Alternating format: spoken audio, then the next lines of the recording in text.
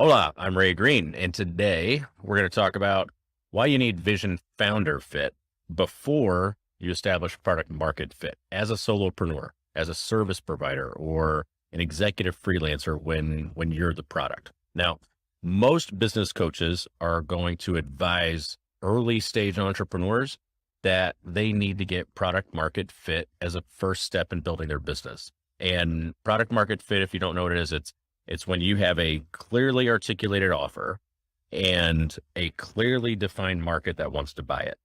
Okay. And you get product market fit by you put together a hypothesis, you take it to the market, you test it, you measure what happens, you measure how the market responds, and then you adjust either the offer or you adjust the market to improve product market fit. And when you find that right fit, that's where things really take off. Now, it's a really good way of using data to make sure that you have the right offer for the right market. Makes complete sense.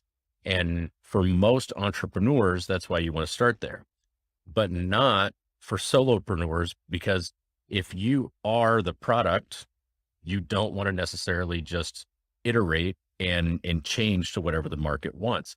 So when you are the product, you need to establish what I call vision founder fit first.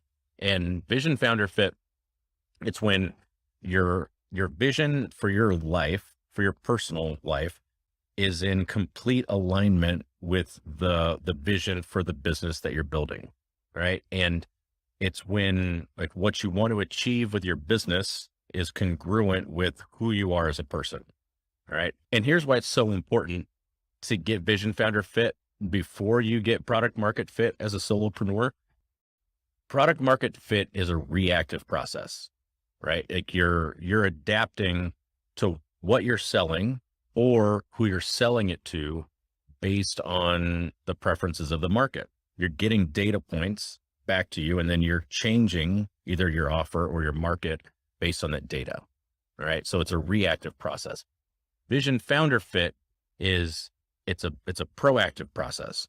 It's the process of putting boundaries around what you're building as a business and why you're building it based on your preferences as a person.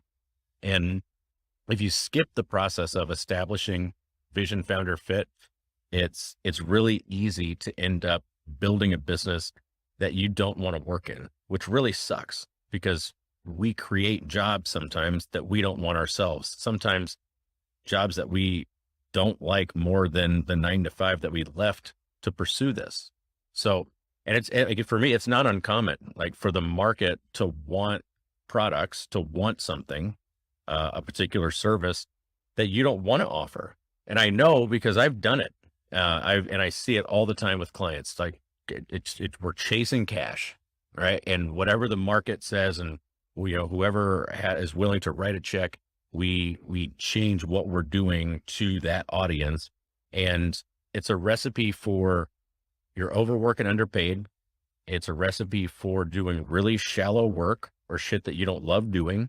And it's a recipe for perpetually just pivoting your business based on whatever the market seems to want at that given time. And the solution to all of that is just get really clear, crystal clear on the vision that you have for your life and business, and then use that as a filter for what you say yes to and what you say no to in your business.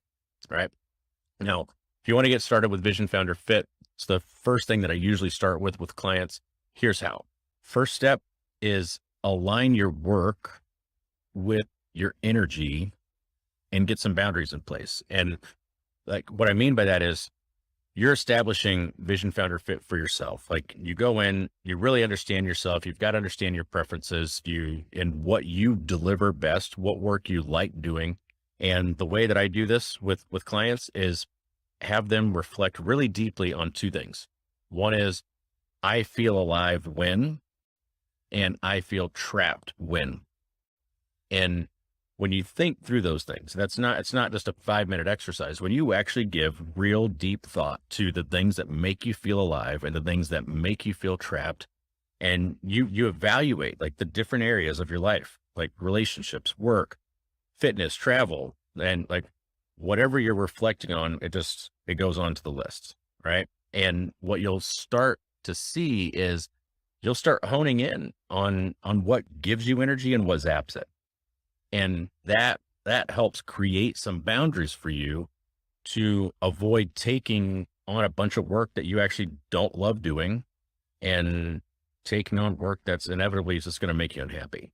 Right. So the first step is align your work with your energy and set some boundaries. Right. The second step is clarify your personal vision. You know, what do you want your life to look like in 1 year, 5 years, 10 years, 15, 20 years from now? It's like, what do you want to be doing in terms of activities, travel, hobbies? What's important for you? Like for what's important for you to have in terms of assets? What do you want to be known for? Right? What do you want your money to look like? What about your schedule? And these are answers that we start to define. We are not just subject to whatever the market wants. These are things that we put in place as boundaries, but we have to clarify it first. We have to go through the exercise of auditing it and documenting, all right, this is my personal vision. And that's how you clarify what you want your finish line to look like. And a finish line is obviously, it's really necessary to get the right route to get where you're going. Like if you don't have the finish line in place, if you don't have the destination, really tough to come up with the right path to get there. Right. Third step is determine what needs to be true of the business for that to happen.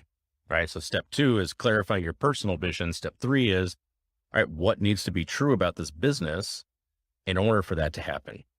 Right. And having a really clear picture of what you want from life makes it really easy to design a business that's going to help you achieve those goals. If you want a business that gives you the freedom to take 6 months off every year, you're going to build a very different business than one that allows you to buy a sports team. Sup, Elon? Like the paths are different. You know, you're going to say yes to different things and no to different things depending on where you're going. All right. So knowing what you want the business to help you attain, you can start to answer questions like, am I building an income stream or am I building a business? Am I aiming for $1 million in sales or $100 million company? Do I want to have a team? Do I want to have a big team? Do I want to have a big company? Do I want to remain a solopreneur? Like those are the types of things that you start to design the business around based on your own personal vision first. Okay. So this is business building by design, not by default. And it's how you end up with a good business, a successful business, and a successful life at the same time. Because those two things don't always happen at the same time. It's a process that I went through, and it dramatically changed the trajectory for me personally and professionally. I joke sometimes that after I went through this exercise that we do, the clouds parted. I had crystal clarity on what I was building, what I was going to say no to, why I was building it, and where I was going. Right. So the point is, it's not to figure out how to make all this happen. Like the process of Vision Founder Fit isn't where you're going to engineer every single detail. It's to design the destination really clearly. And the point's really to get the vision in place and the blueprints, and then the foundations follow. Okay. Hopefully that makes sense to you. If you have any questions about Vision Founder Fit, hit me up, shoot me a DM, ask any questions. Otherwise, until next Tuesday, adios.